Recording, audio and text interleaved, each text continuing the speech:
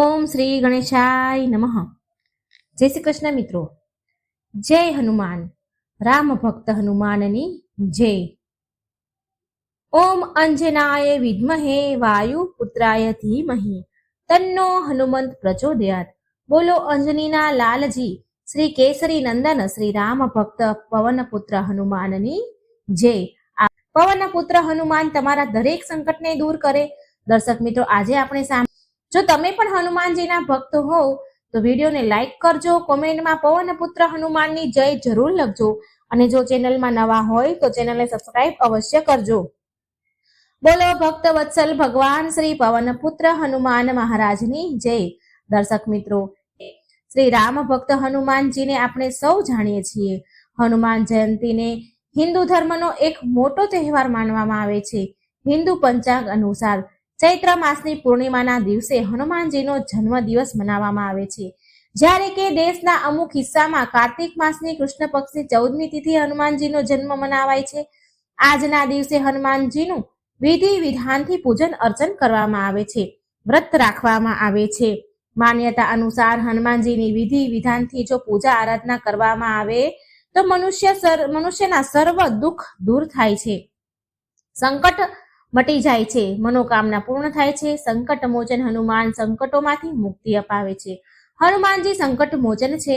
હનુમાનજીની કૃપાથી સર્વ કાર્ય સિદ્ધ થાય છે અને હનુમાનજીની પૂજા અર્ચના કરવાથી પ્રભુ શ્રી રામચંદ્રની કૃપા પણ પ્રાપ્ત થાય છે.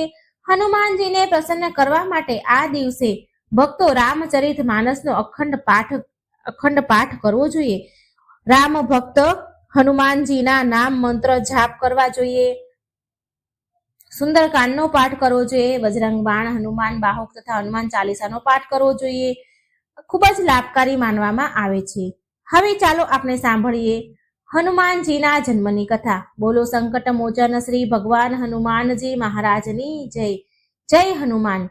હનુમાનજીનો જન્મ ત્રેતા યુગમાં માતા અંજનીના પુત્રના રૂપમાં ચૈત્ર પૂર્ણિમાના શુભ દિવસે થયો હતો. શ્રી હનુમાનજીના અનેક નામો છે, પરંતુ પ્રચલિત નામોની વ્યાખ્યા કંઈક આવી છે. જેમ કે માતા અંજનીના પુત્ર હોવાને કારણે અંજની પુત્ર નામથી ઓળખાય છે. પહેલાના જમાનામાં સંતાનો માતાના નામ કુળથી પણ ઓળખાતા હતા. કપિરાજ શ્રી કેસરીના પુત્ર હોવાથી કેસરી નંદન કહેવાયા.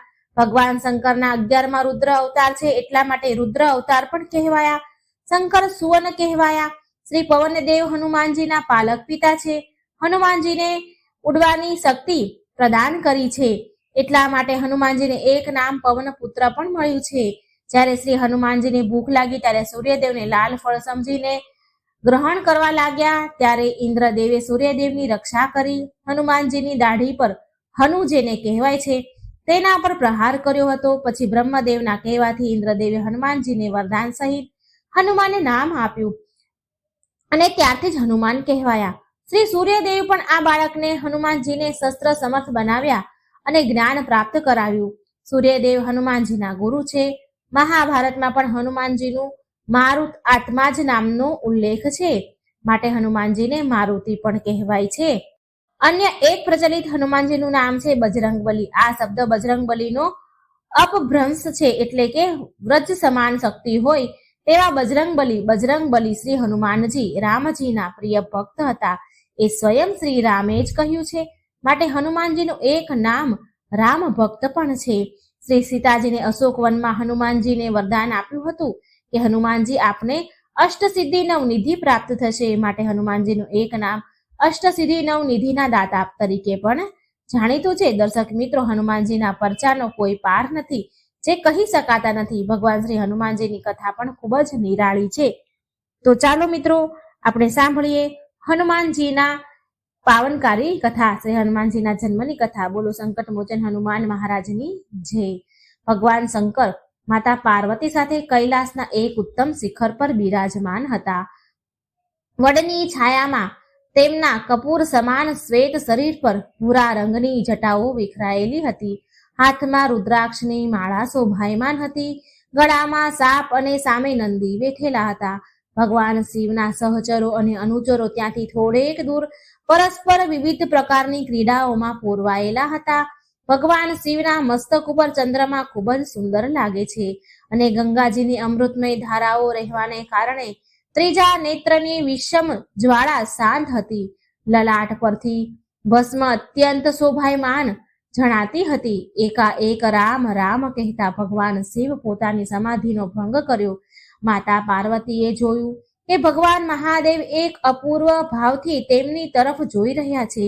પાર્વતી માતા ભોલેનાથ સામે ઊભા થઈ ગયા અને હાથ જોડીને કહેવા લાગ્યા, હે ભગવાન, આ સમયે હું તમારી શું સેવા કરું?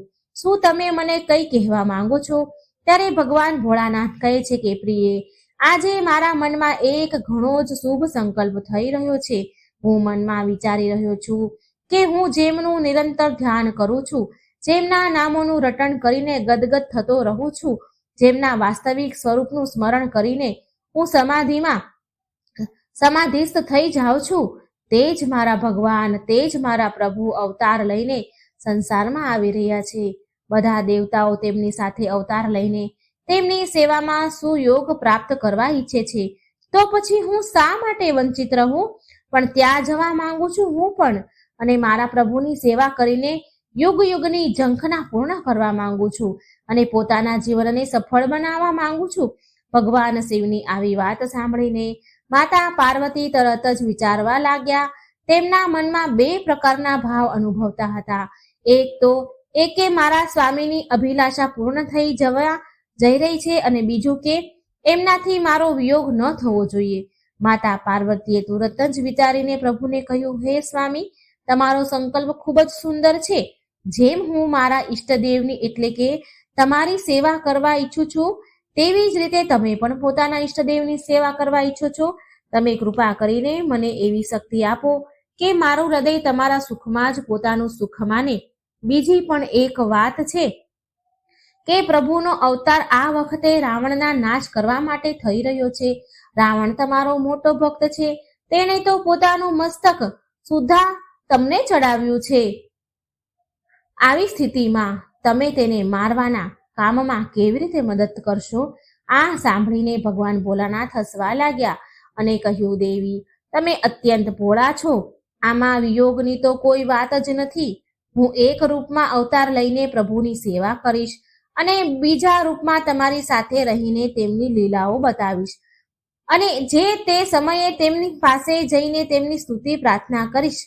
હવે રહી તમારી બીજી વાત, તો એમાં તો જેમ રાવણ મારી ભક્તિ કરે છે, તેવી જ રીતે તેણે મારા એક અંશની અવગણના પણ કરી છે.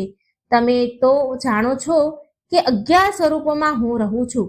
જ્યારે રાવણ પોતાના 10 મસ્તક ચડાવીને મારી પૂજા કરી હતી, ત્યારે તેણે મારા એક અંશની પૂજા કર્યા વગર જ છોડી દીધું હતું. હવે હું તે જ અંશના રૂપમાં તેની વિરુદ્ધ યુદ્ધ કરી શકું છું અને મારા પ્રભુની સેવા કરી શકું છું. મેં વાયુદેવ દ્વારા અંજનીના ગર્ભથી અવતાર લેવાનો નિર્ણય કર્યો છે. હવે તો તમારા મનમાં કોઈ દુઃખ નથી ને? હે દેવી પાર્વતી, આપ પ્રસન્ન થાવ. આ સાંભળીને દેવી પાર્વતી ખૂબ જ પ્રસન્ન થયા. આ સમય દરમિયાન જે દેવરાજ ઇન્દ્રની અમરાવતીમાં એક પુંજિક સ્થલા નામની અપ્સરા હતી. એક દિવસે તેનાથી કોઈક અપરાધ થઈ ગયો, જેના કારણે તેને વાંદરી થઈને પૃથ્વી પર જન્મ લેવો પડ્યો હતો. શ્રાપ આપનાર ઋષિને ઘણી પ્રાર્થના કર્યા પછી એટલી કૃપા કરી ઋષિએ કે વાંદરી જ્યારે જેવું ઈચ્છે ત્યારે તેવું રૂપ ધારણ કરી શકે, ઈચ્છે ત્યારે વાંદરી રહે અને ઈચ્છે ત્યારે માનવ સ્ત્રી પણ બની શકે. વાનર રાજ કેસરીએ તેને પત્ની તરીકે સ્વીકાર કર્યા. તે અત્યંત સુંદર હતી અને કેસરી તેને ખૂબ જ પ્રેમ પણ કરતા હતા.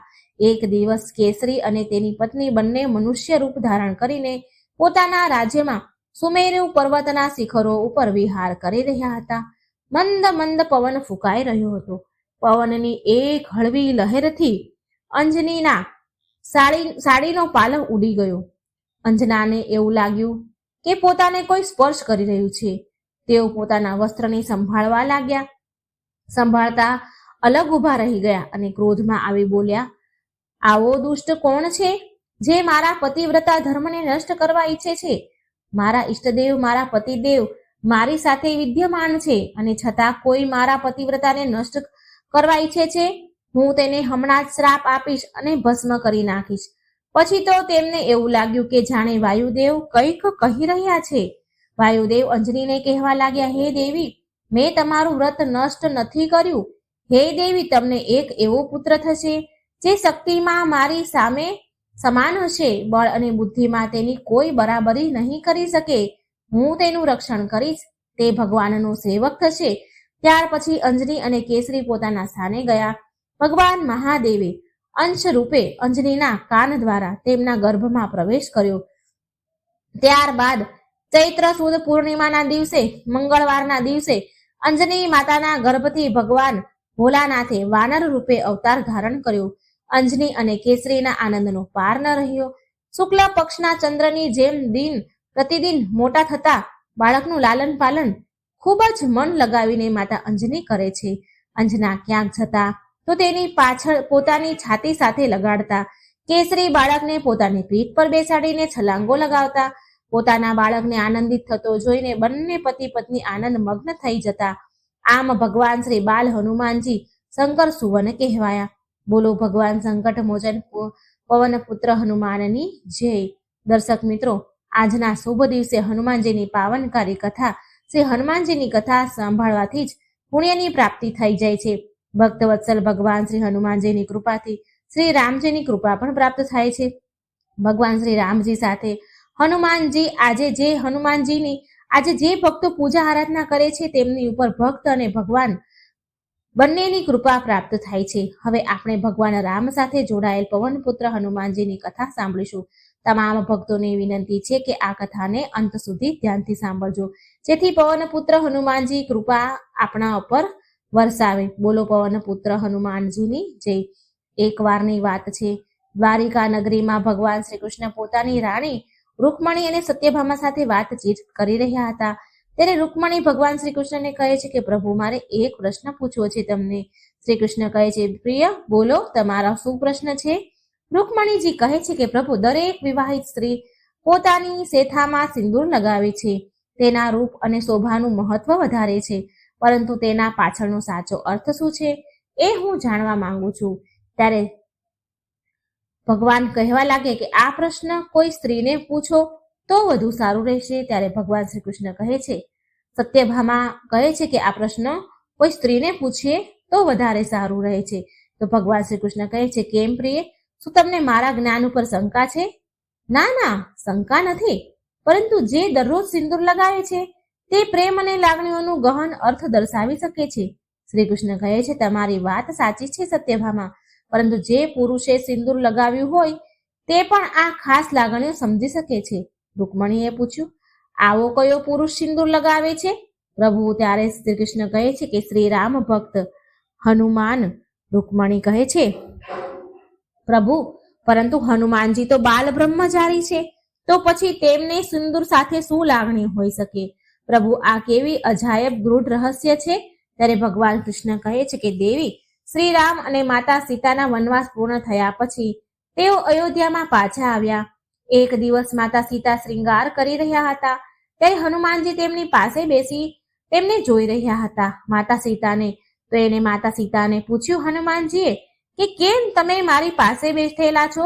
માતા સીતા કહે છે કે હનુમાનજી, તમે અહીં કેમ બેઠા છો મારી પાસે? સામાન્ય રીતે તો તમારું ધ્યાન શ્રી રામના ચરણોમાં જ હોય છે.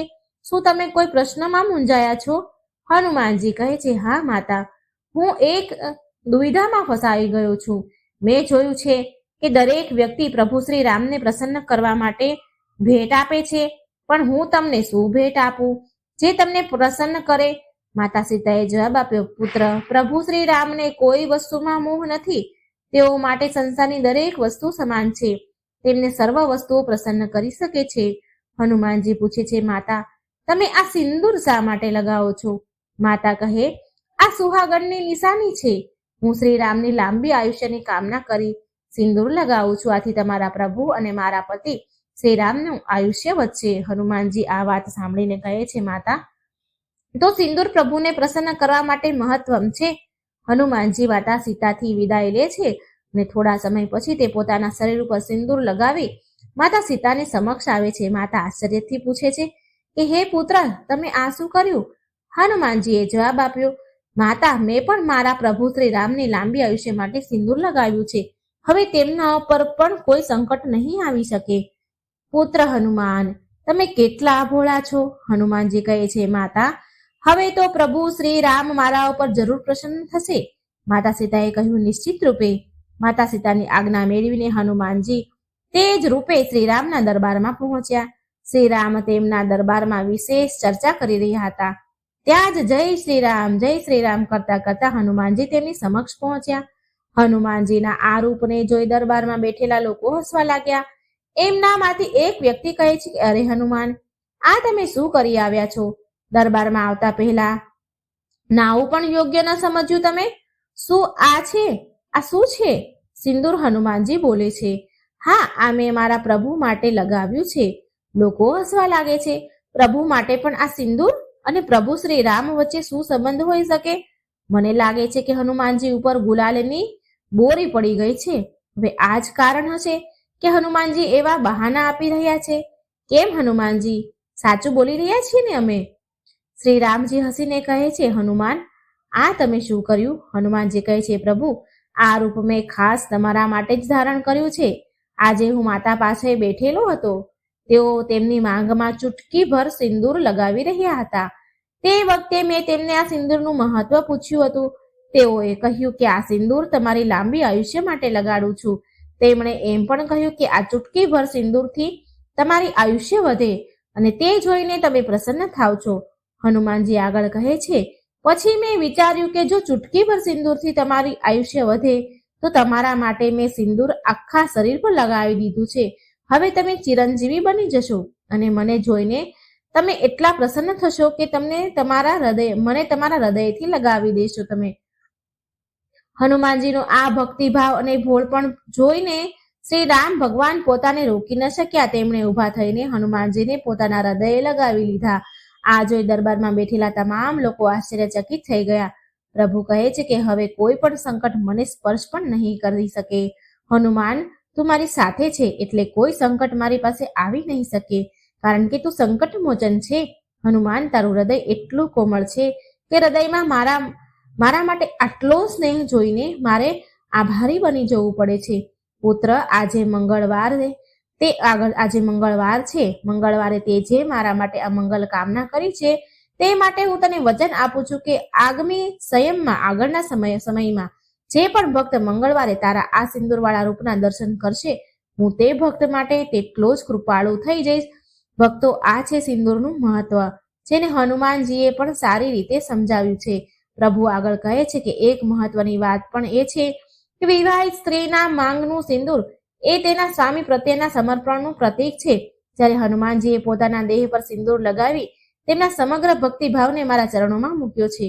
બોલો ભગવાન શ્રી રામચંદ્રની જય. બોલો સંકટ મોચન હનુમાનની જય. દર્શક મિત્રો, હવે આપણે બીજી કથા સાંભળીશું. એક સમયની વાત છે. હનુમાનગંજ નામનું ગામ હતું. આ ગામમાં ત્રિલોકીનાથ નામનો એક વ્યક્તિ રહેતો હતો. તેનું આ દુનિયામાં હનુમાનજી સિવાય બીજું કોઈ જ ન હતું. ત્રિલોકીનાથ હનુમાનજીના ખૂબ જ મોટા ભક્ત હતા.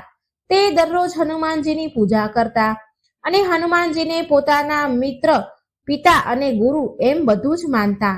એક દિવસ કોઈએ ત્રિલોકીનાથને પૂછ્યું, અરે ત્રિલોકીનાથ, તમે આટલા વહેલા ક્યાં જાઓ છો? ત્યારે ત્રિલોકીનાથે કહ્યું, ભાઈ, હું હનુમાનજીના મંદિરમાં જઈ રહ્યો છું. તેમની પૂજા કરીને જ હું દિવસની શરૂઆત કરું છું.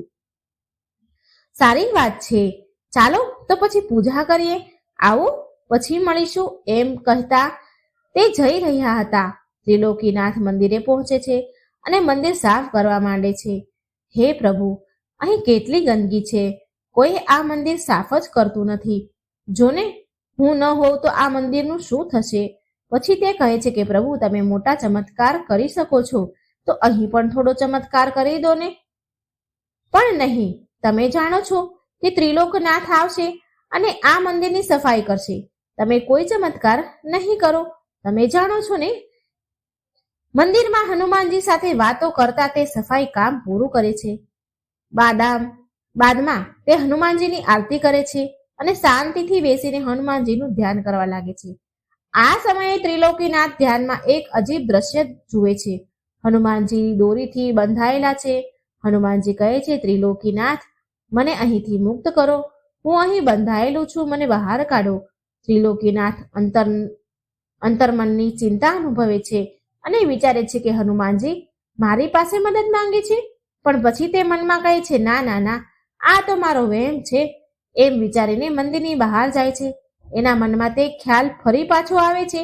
ત્રિલોકીનાથ રસ્તામાં રઘુનાથને મળે છે. રઘુનાથ એને પૂછે છે કે ત્રિલોકીનાથ, શું થયું? મંદિરની પૂજા કરી આવ્યા છો, પણ તમારું મન શાંત નથી લાગતું. મનમાં કંઈક ઉથલ પાથલ ચાલી રહી છે કે શું? ત્રિલોકીનાથ કહે છે, હા ભાઈ હું શું કહું? આજે બજરંગબલીનું ધ્યાન કરતો હતો ત્યારે મેં એક દ્રશ્ય જોયું કે હનુમાનજી દોરીથી બંધાયેલા હતા અને મારી પાસે મદદ માંગતા હતા. આ સાંભળી રઘુનાથે કહ્યું, હનુમાનજીને તારી મદદની જરૂર ક્યાંથી પડી અને તેમને બાંધે તેવું કોણ હોઈ શકે? મને લાગે છે કે આ તારા મનનો ખોટો વહેમ છે. ત્રિલોકીનાથે જવાબ આપ્યો કે હા, તું સાચું જ કહે છે. આ વાત કરીને તે પણ ઘરે પાછા જાય છે. સાંજ થાય છે. ત્રિલોકીનાથ સાંજના દરરોજના કામ પતાવે છે, બાદ ભોજન કરીને સૂઈ જાય છે. પછી ત્રિલોકીનાથને ફરીથી એ જ સપનું આવ્યું. હનુમાનજી સપનામાં ત્રિલોકીનાથને કહે છે, ત્રિલોકીનાથ, મને અહીંથી મુક્ત કરો, હું બંધાયેલો છું, મને બહાર કાઢો. ત્રિલોકીનાથ પૂછે છે, પ્રભુ તમે ક્યાં છો? હનુમાનજી જવાબ આપે છે, હું મંદિરની પાછળ આવેલા આંબાના વૃક્ષમાં ફસાયેલો છું, મને ત્યાંથી બહાર કાઢી મંદિરમાં સ્થાપિત કરો. અચાનક ત્રિલોકીનાથની ઊંઘ ઉડી ગઈ.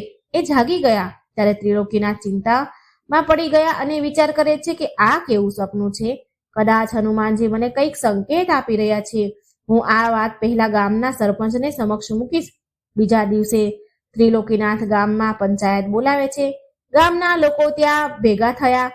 સરપંચ પૂછે છે, ત્રિલોકીનાથ, આજે પંચાયત શા માટે બોલાવી પડી? ત્રિલોકીનાથ કહે છે, પંચાયત બોલાવવા માટેનું કારણ આંશિક ગંભીર છે. હનુમાનજી મારા સ્વપ્નમાં દર્શન આપીને કહે છે કે તેઓ મંદિરની પાછળ આવેલા આંબાના વૃક્ષમાં ફસાયેલા છે. મારે તેઓને ત્યાંથી મુક્ત કરીને મંદિરમાં સ્થાપિત કરવાના છે. મારી વિનંતી છે કે આપણે એ વૃક્ષ કાપી તેમના માટે કાર્ય કરવું જોઈએ. સરપંચ હસે છે અને કહે છે, ત્રિલોકીનાથ, તું પાગલ થઈ ગયો છે. હું સમજુ છું કે તું હનુમાનજીનો ભક્ત છે, પણ તું તો પંચાયતનો સમય બગાડે છે. પંચાયતનો સમય બગાડવાનો કોઈ અર્થ નથી. ત્રિલોકીનાથ, સરપંચજી, હું સાચું કહું છું. એકવાર એ વૃક્ષ કાપીને જોવું જ જોઈએ. સરપંચ ગુસ્સે થયા છે અને જવાબ આપે છે કે ત્રિલોકીનાથ, તો આટલી મૂર્ખ વાતો કઈ રીતે કરી શકે? તેની અમે કલ્પના પણ નહોતી કરી શકી. આવી મૂર્ખ જેવી વાતો ન કર. અમને કલ્પના પણ નથી કે તું આવું કહીશ, તું આવું પાગલ પણ કરીશ.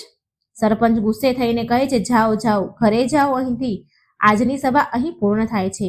તથા સરપંચે ત્રિલોકીનાથને કડક શબ્દોમાં વૃક્ષ કાપવા પર પ્રતિબંધ લગાવી દીધો.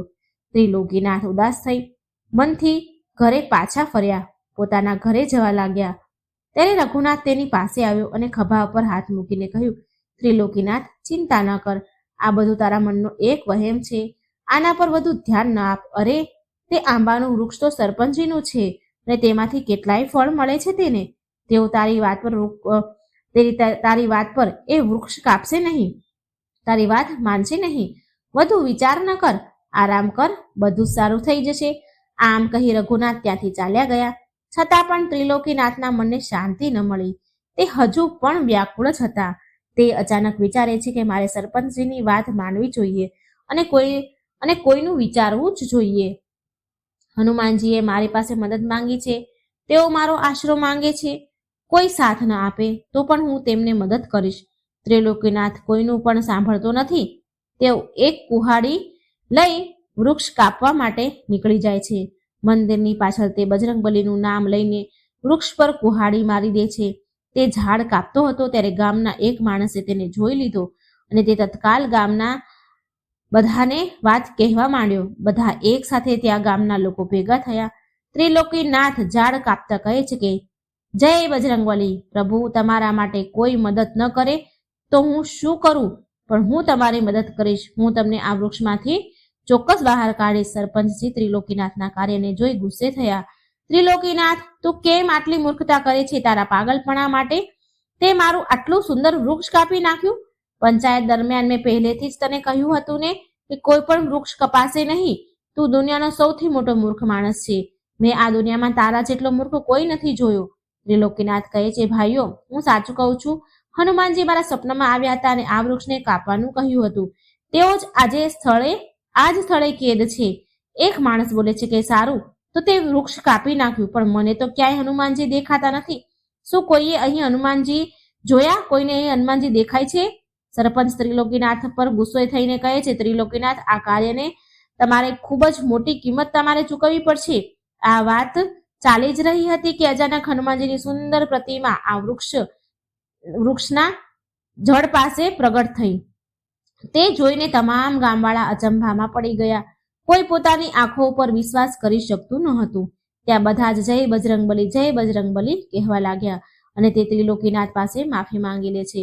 બધા ગામવાળા પૂરેપૂરા સન્માન સાથે વૃક્ષમાંથી પ્રગટ થયેલા હનુમાનજીની પ્રતિમાને મંદિરમાં સ્થાપિત કરે છે. તેમના આશીર્વાદથી આખા ગામમાં સુખ અને શાંતિ છવાઈ જાય છે અને ત્રિલોકીનાથને ગામમાં પહેલા કરતા પણ વધારે સન્માન મળે છે. બોલો સંકટ મોચન હનુમાનજીની જય.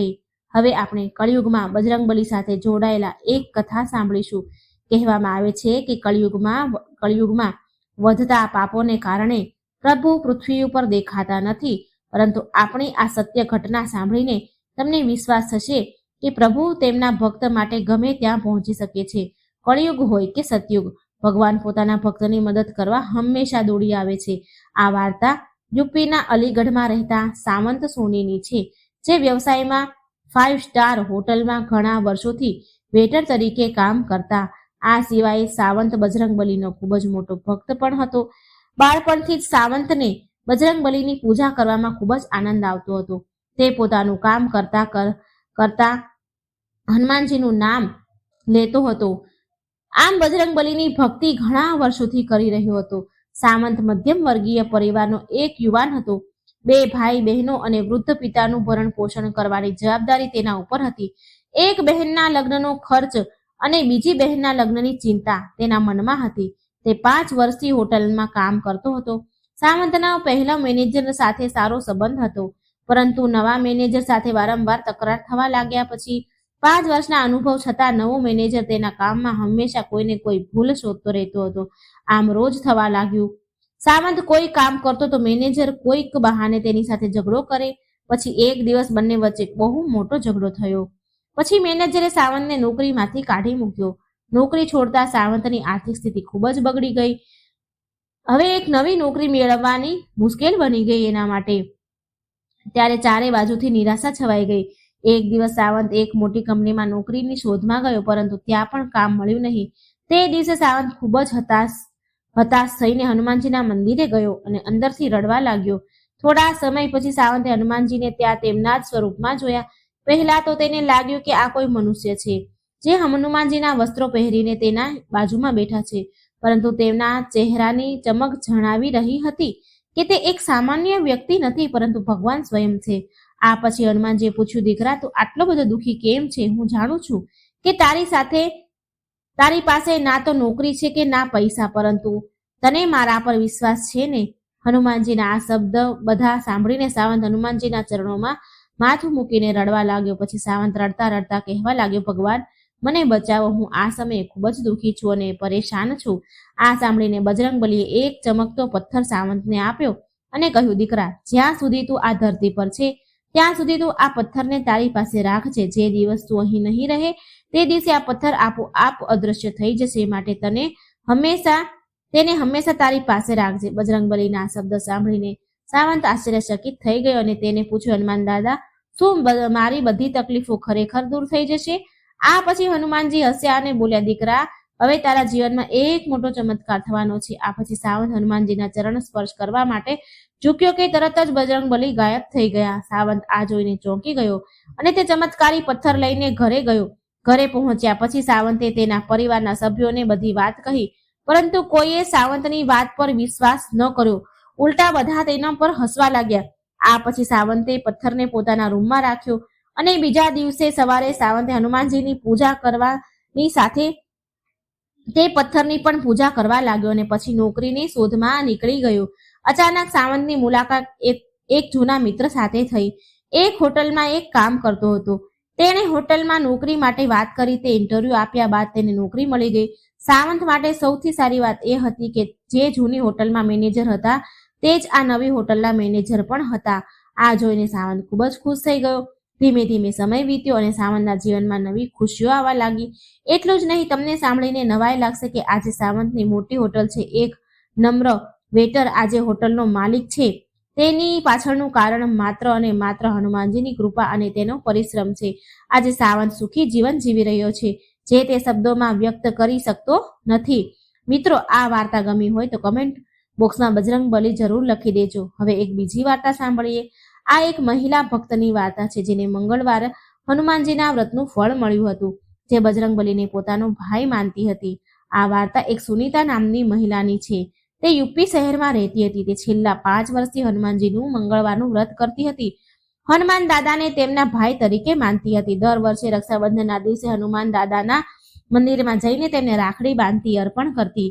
સુનીતાને હનુમાન દાદા પર ઊંડી શ્રદ્ધા હતી. તે દરરોજ હનુમાનજીની ચાલીસા વાંચતી હતી અને પૂજા કરતી. આમ તેના દિવસો પસાર થઈ રહ્યા હતા. એક દિવસ સુનીતાની માસીના દીકરાના લગ્ન હતા અને સુનીતા, તેના બહેન, કાકી અને ભાભી તેમની સાથે લગ્નની ખરીદી કરવા માટે એક માર્કેટમાં ગઈ. શોપિંગ કર્યા બાદ છેલ્લે સુનીતાની ભાભીને સાડી ખરીદી કરતી વખતે તેનું બેગ, જે બેગમાં પૈસા રાખવામાં આવ્યા હતા અને તેમાં સુનીતાનું પાન કાર્ડ, આધાર કાર્ડ, વોટર આઈડી કાર્ડ રાખવામાં આવ્યું હતું, ત્યારે તે કોઈ તેમનું બેગ ચોરી ગયું છે તે સુનીતાને પણ જાણ ન હતી. જ્યારે સુનીતાને વસ્તુ ખરીદવાનો વારો આવ્યો ત્યારે તેને ખબર પડી કે તેનું બેગ ચોરાઈ ગયું છે. આ જોઈને સુનીતાના પગ નીચેથી જમીન સરકી ગઈ અને સુનીતાનું મગજ કામ કરતું બંધ થઈ ગયું, કેમ કે સુનીતાની પોલીસની પરીક્ષા નજીક આવી રહી હતી. માત્ર 20 દિવસ જ બાકી રહ્યા હતા. આ પરીક્ષામાં આઈડી કાર્ડ વિના પરીક્ષા આપી શક્ય ન હતી. ત્યાં ઘણી શોધ કરી પણ બેગ મળ્યું નહીં. તેને આખા માર્કેટમાં જાહેરાત પણ કરી કે બધા પૈસા બેગમાં હોય તે લઈ લો, પણ મારા બધા આઈડી કાર્ડ પરત મને આપો. તેના વિના હું પોલીસની પરીક્ષા કેવી રીતે આપી શકીશ? તે આઈડી કાર્ડ વગર મને પરીક્ષામાં બેસવા નહીં દે. મહેરબાની કરીને મને મારું આઈડી કાર્ડ પાછું આપી દો. આ બધું કરતા પણ તેને કોઈએ બેગ પાછું આપ્યું નહીં. ચિંતા થવા લાગી. હવે તેનું આઈડી કાર્ડ બનાવવા માટે 1 થી 1.5 મહિનાનો સમય લાગશે, પણ તેની પાસે એટલો સમય ન હતો. તેની પરીક્ષાના માત્ર ગણતરીના 20 દિવસ જ બાકી રહ્યા હતા. હવે તેને શું કરવું, શું ન કરવું એની કંઈ જ ખબર પડતી ન હતી. તે સમયે સુનીતાને હનુમાનજી યાદ ન આવ્યા, કારણ કે તેનું મન શૂન્ય થઈ ગયું હતું. તેના મગજમાં ટેન્શન, ચિંતા હતી. રાત્રે 9 વાગ્યે ઘરે પાછી આવી અને તે આધાર કાર્ડની કોપી લેવા સાયબર કેફે ગઈ. ત્યાં પણ કોઈ કામ ન થયું. તેની ચિંતા વધી રહી હતી. તે પછી રાત્રે પોલીસ સ્ટેશને ગઈને વિચારતી હતી કે જો તેઓ અરજી પર સ્ટેમ્પ લગાવશે તો પોલીસને પરીક્ષામાં બેસવા દેશે નહીં. એવું ન થયું. પોલીસવાળાએ સુનીતાને કહ્યું કે આજે તમારું કામ નહીં થાય, કાલે બપોરે આવજો. આ સાંભળીને તે નિરાશ થઈ ગઈ અને તેને ઘરે પાછી ગઈ. સુનીતા આખી રાત રડતી રહી. એને ઊંઘ ન આવી. આખી રાત રડતા વિતાવી. પછી કોઈક રીતે આખી રાત પસાર કરી અને સવારે 4 વાગ્યાની આસપાસ સૂઈ ગઈ અને 2 કલાક સૂતા પછી સવારે 6 વાગ્યા પછી જાગી ગઈ. તો પણ તે જાગી તો ખરી, પણ પલંગ પર આડી પડી રડતી હતી. પછી 8 વાગે તેની માતા તેને જગાડવા આવી. તેની માતાએ જોયું કે સુનીતા હજી જાગી નથી. જ્યારે સુનીતા જાગી ત્યારે તેને હનુમાનજી પર જ ગુસ્સો આવ્યો અને ગુસ્સામાં તેણે તે દિવસે ના તો તેમની પૂજા કરી અને ના તો હનુમાન ચાલીસા વાંચી. બસ આ જ વિચારતી હતી કે મારી સાથે આવું કેમ થયું. થોડી વાર પછી સુનીતાએ બજરંગબલીને કહ્યું કે જ્યાં સુધી મને મારા બધા આઈડી કાર્ડ નહીં મળે ત્યાં સુધી હું કંઈ ખાઈશ નહીં. એમ સાચા હૃદયથી હનુમાનજીને પ્રાર્થના કરવા લાગી. તેના 1 જ કલાક પછી એક મહિલા સુનીતાના ઘરનો દરવાજો ખખડાવે છે. સુનીતા દરવાજો ખોલવા ગઈ ત્યાં તો એક મહિલા ઊભી હતી. તે મહિલાએ કહ્યું, મારે સુનીતા નામની એક છોકરીને મળવું છે. ત્યારે સુનીતાએ કહ્યું કે મારું નામ જ સુનીતા છે, કહો તમારે શું કામ છે? તે સ્ત્રી કહે છે કે નાનું બાળક હતું અને તેના પતિ પણ સાથે, એ સ્ત્રી સાથે તેનો પતિ પણ હતો. પછી તેને તરત જ તેને આધાર કાર્ડ, પાન કાર્ડ અને આઈડી કાર્ડ આપ્યું અને તેઓએ કહ્યું કે મને ખબર છે કે તમે ખૂબ જ ચિંતા કરતા હશો, એટલે અમે તમારું આ બેગ તમને પરત કરવા આવ્યા છીએ. સુનીતા તેનું બેગ લેતી વખતે તેની આંખમાંથી આંસુ વહેવા લાગ્યા અને તેનું બેગ ખોલીને જોયું તો તેમાં બધું સહી સલામત હતું. તેના પૈસા અને તેની આઈડી કાર્ડ બધું જ અંદર હતું. આ જોઈને સુનીતાએ કહ્યું કે તમને આ બેગ ક્યાંથી મળ્યું? ત્યારે એ લોકોએ કહ્યું કે અમને આ રસ્તામાં પડેલું મળ્યું હતું. સુનીતાએ તેમનો ખૂબ જ આભાર માન્યો. સુનીતાએ સામાન લીધો પછી અને તે લોકોના ગયા પછી તેને વિશ્વાસ આવ્યો નહીં કે આ કેવી રીતે તેનું બેગ પાછું આવી ગયું. તેની ખુશીનો કોઈ પાર ન રહ્યો. થોડીક વાર પછી બધાને ફોન કરીને કહ્યું કે તેનું બેગ મળી ગયું છે અને હવે તે પરીક્ષા પણ આપી શકે છે. તેની માસીની દીકરીને ફોન કરીને કહ્યું તો તેણે કહ્યું કે દીદી, તમે હનુમાનજીનું મંગળવારનું વ્રત કરો છો અને તમે તેમને ભાઈ માનો છો. શું હનુમાનજી તો તમારું આઈડી કાર્ડ આપવા નથી આવ્યા ને? પછી સુનીતાને સમજાયું કે ચોક્કસ તેના ભાઈ બજરંગબલી જ છે જે બીજા રૂપમાં આવ્યા હતા. સુનીતા બજરંગબલી પર ગુસ્સો હતી તેમ છતાં તેને મદદ કરવા આવ્યા, પરંતુ સુનીતા ઓળખી ન શકી બજરંગબલી કેટલા દયાળુ છે. પછી તેણે બજરંગબલીની માફી માંગી અને ભગવાનને પ્રાર્થના કરી. બસ અંતમાં એટલું જ કહેવા માંગુ છું કે આ કળિયુગમાં હનુમાનજીની ભક્તિ જ આપણને દરેક સંકટમાંથી બચાવે છે. બસ તેમના અતૂટ શ્રદ્ધા રાખો, તેમના પર મનમાં કોઈ શંકા ન રાખો અને જ્યારે પણ કોઈ સંકટ આવે ત્યારે સાચા હૃદયથી તેમને યાદ કરો. ચોક્કસ તમને એક કે બીજી રીતે ગમે તે રીતે મદદ જરૂર કરશે. બોલો બજરંગબલી પવનપુત્ર હનુમાન મહારાજની જય. દર્શક મિત્રો, કથા બોલતી વખતે જો મારાથી કઈ ભૂલચૂક થઈ હોય તો હું ક્ષમા માંગુ છું. મને આશા છે કે તમને આ કથા વાર્તા પસંદ આવી હશે. તો વિડીયોને લાઈક કરજો, શેર કરજો અને આ ચેનલને સબસ્ક્રાઈબ કરવાનું મિત્રો ભૂલશો નહીં. જય શ્રી કૃષ્ણ. રાધે રાધે. Thank you.